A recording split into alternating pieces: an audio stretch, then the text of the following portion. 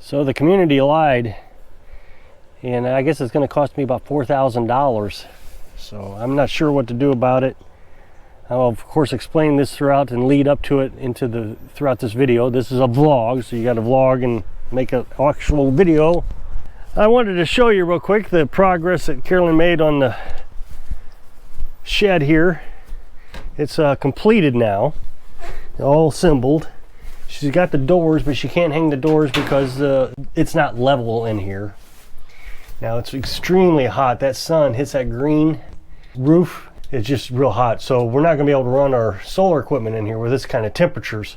We're gonna paint this white. Now people told me to turn these over. No, that does not work. It's all laid out specific. There's little holes that you gotta fit, and each panel has to go in its own specific spot. So no, you're not gonna turn them off. We'll just paint them white, and then we'll put the doors on. Yesterday I made a platform out of pressure treated 2x4s and OSB. We'll paint the OSB on both sides, and then we can put that up to here. Now the shed is 8x6, but I made the platform 8x8. That'll give us like a 2-foot porch. We can put stuff on, or I'm not sure. It was just easier than having to cut everything. She's pretty excited about that. Now we'll get the old camper tore down after we get this in place and painted. We get all the solar panel equipment out of this old camper, you know, the inverter and the batteries. And so as you know, I've been talking a lot about solar panels here recently. We got these moved up here, and I'm running everything off of them now. Air conditioning, refrigerator. We've even ran the well pump every day. I haven't ran the generator. Now I did make a mistake yesterday. These are the kind of things you got to be aware of when you're living off grid and you're so critical on electric usage. We have a refrigerator in the house. It's an old dorm size refrigerator, and we used it for years. We used it in the camper, used it in the tiny house. But this year we replaced it with a freezer. So we don't run the refrigerator anymore. It's just a spot for storage. So it's got shelves in it, and you can close it up. Yesterday, when I ran the well, I unplugged the freezer. I do it every time because my concern is that when I'm running the well pump at 800 watts, now I only got 1,000 watts here in solar, that if that freezer kicks on, that is going to overload the system.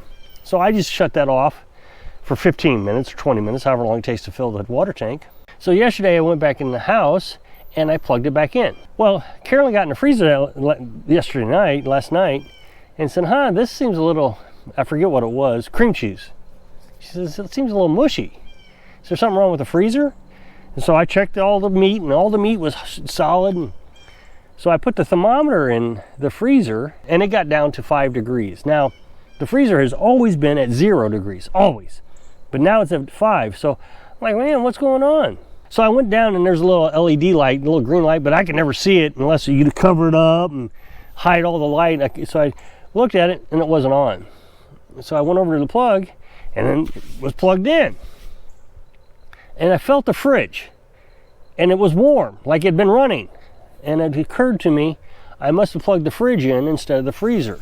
Last night I had to plug it in. Well, it's going to take 4 or 5 hours continuous runtime on the freezer for it to freeze back up. I knew I was going to have to run the generator. Emptied the generator till it was half a tank of gasoline, because it can run 11 hours on a full tank.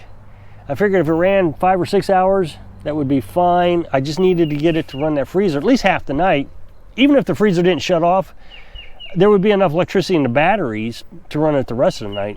But I just didn't want to run a lot of gasoline. Since we have figured out how to run everything off solar now, I'm trying to minimize the usage of the generators, just down to specifically cloudy days if necessary. It ran, and it shut off last night sometime. The generator ran out of gas, and I woke up this morning, we had plenty of amps in the battery. It had 12.5. Normally we get down to about 12.3. It probably shut off around midnight, 1 o'clock. But that was a mistake. And these kind of mistakes can be pretty detrimental. I mean, it can be detrimental if I never caught the freezer being unplugged in the first place. But once you found it was unplugged, we ran all day running that refrigerator. And at night, you don't have enough electricity to fix things. You know, if you're in your house, you just plug it in the wall and it'll recover overnight. Always got to think.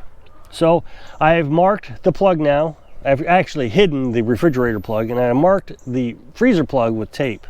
Which brings me to kind of the point of the video today, and about how my community has lied and it's going to cost me thousands of dollars. As I've said, I've been talking about solar panels quite a bit, and it's generated a lot of questions. One of the questions is batteries.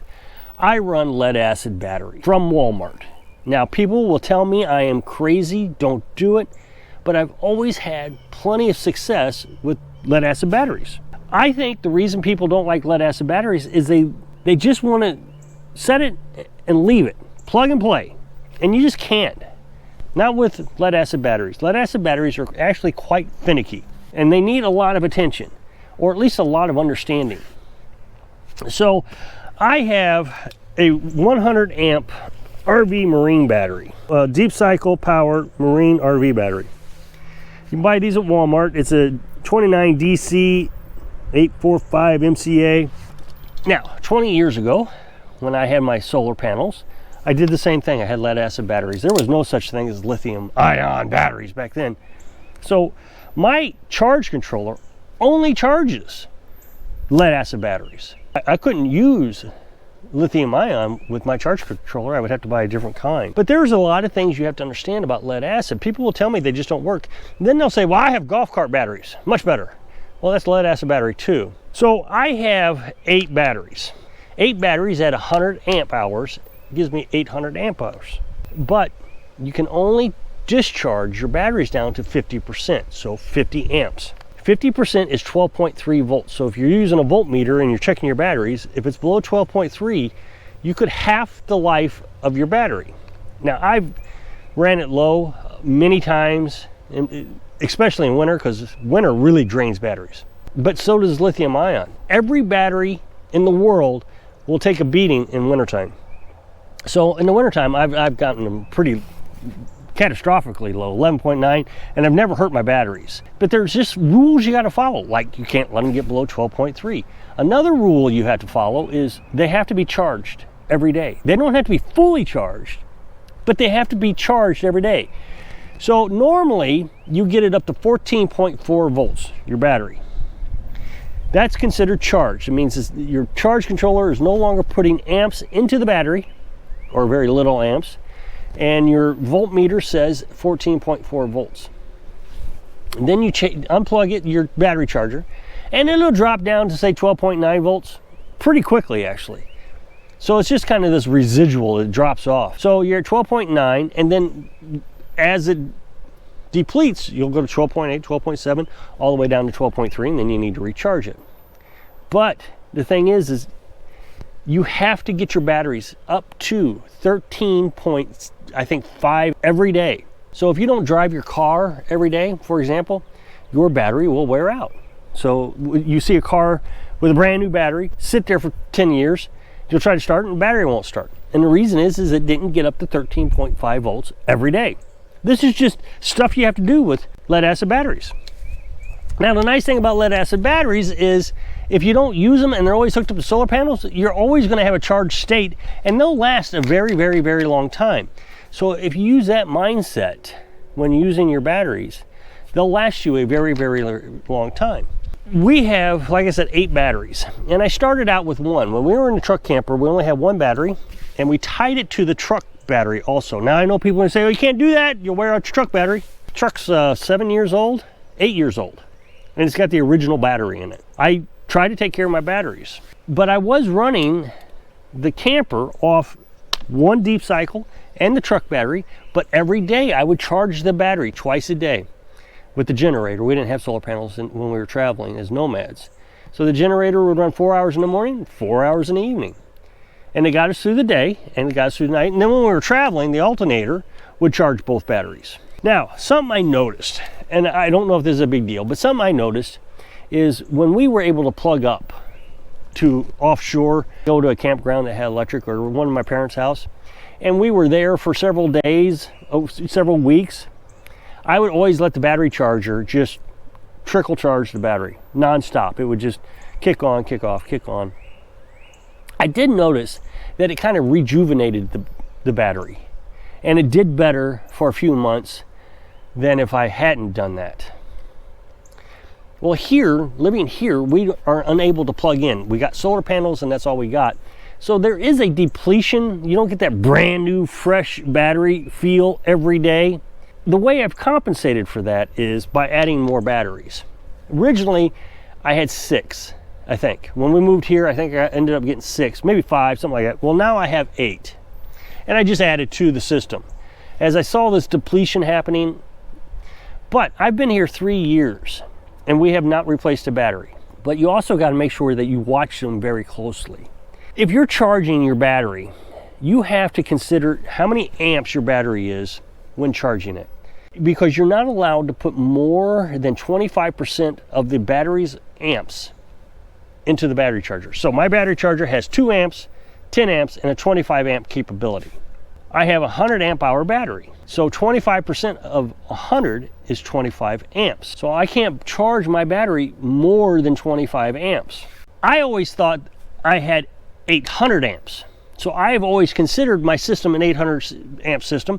That means 25 amps, I'm not even coming close to hurting anything. And then when I run my 50 amps off my solar panels, again, not hurting anything. But I think I must have wired them incorrectly. Now, don't worry, I'm not ruining my batteries. I'll explain this. When I wired my battery, I wired the charging from the charge controller into one battery. I think what you're supposed to do, and I didn't, is you wire from a charge controller to each battery. So you would have 16 wires, 8 positive, 8 negative, running from the charge controller down to the battery. And that would equally distribute the charge to each battery. That way, I wouldn't overburden one battery with a charge. But I think what's happening is I'm overcharging these batteries, because the one that is always connected to the battery charger, the charge controller, always depletes in water level. The others don't. I've never had a problem with other batteries depleting. But the one that is hooked up to the charge controller is constantly low on battery fluids. Now, I've changed out the battery, thinking maybe it was a bad battery, and I just kind of cycled them around and see if it continued to do it. And again, that one battery, I have to check about once a month and add water to. You just go get distilled water. But if you run that battery empty, you will ruin the battery. So just check it regularly. So you got to get it up to 13.5 volts every day. You got to check the water monthly. You can't let it get below 12.3 volts each day. And wintertime is going to be a bear on them. Now, the Battle-Born batteries, when I looked into them, were $1,000 a piece. So in order to replace my system, I would have to spend $4,000 to replace the amperage that I have. Now, they may be better batteries. I don't know. I've heard a lot of good and a lot of bad about them. And I'm not willing to spend $4,000 to test the idea that my commenters are right. I'm just not willing to spend that much money. I've spent $800. They're skitty, checking on me, make sure I'm okay. I spent $800 on my batteries, and I know how to operate these batteries. I know how to take care of them. They do fine. Like I said, in the wintertime, these batteries take a beating. But lithium ion batteries, you can't even charge them if they're freezing. Now they'll say, oh, they got a heater in them. Don't worry, they're heated. Yeah, I hear they're heated, but that takes energy. In a time when you don't have a lot of energy, because you're in the winter. The batteries deplete faster in the winter, even lithium ion. Take your phone outside in 0 degrees, see how long it stays on. It'll shut off in a few minutes. They just can't handle the cold, just like lead acid. The difference between lead acid and lithium is if these freeze, so you will burn up lithium ion. The other thing is they say they'll last 10 years, but they've not been on the market for 10 years to actually test to see if they will last 10 years. Here's what I know about lithium ion batteries is my cell phone is not 10 years old, and I've already went through 2 batteries. Why? What is it that I'm doing wrong with those lithium ion batteries? Apparently these Battle-Born batteries are going to do so much better. Now, a couple other comments that I've received is, how do you even wire them up? I hear that you could put them in some sort of series or something. In order to change a 100 amp battery into an 800 amp battery, all you got to do is take your positive and connect it to a positive of another battery. Take your negative and connect it to the negative of another battery. And you just keep doing it. Negative, negative, negative, negative, all 8 of them. Positive, positive, positive to all 8 of them. So now you have 800 amps of battery. Now you can do it the other way where you can increase the voltage. I'm not even going to cover that, because I think 12 volt systems are the best in my mind. I know people are going to disagree with that. I get it. But in my mind, 12 volts is best, and I'm not going to try to sell you on something I don't agree with. 12 volts is best because it's so easy to find components. I can find batteries easy, and I can find charge controllers easy. I can find inverters easy. I can buy an inverter at Walmart. So I don't see any benefits of doing what the community wants me to do with lithium ion batteries. I think what my community wants me to do is buy lithium ion, test it for them, let them know how it works. The thing is I'm sitting here recommending to you how to use lead acid batteries. And for some reason, people just can't wrap their head around it. Well, everybody else tells me to use lithium ion. Well, everybody else is trying to sell you something. Go down to the link below and you can buy one of these Battleborn batteries. Just type in my discount code. I'm not trying to sell you anything. Go to Walmart. You can pick these up. But the thing is if you take care of them, they'll last you forever. So even if I have to replace them every 5 years, that would be $1,600 every 10 years, which is still cheaper than the lithium ion batteries. So if you click this up next box, it'll take you to a video where I was talking about these solar panels. So I hope I can inspire you to work out the problems when you're living your dreams. Thanks for watching.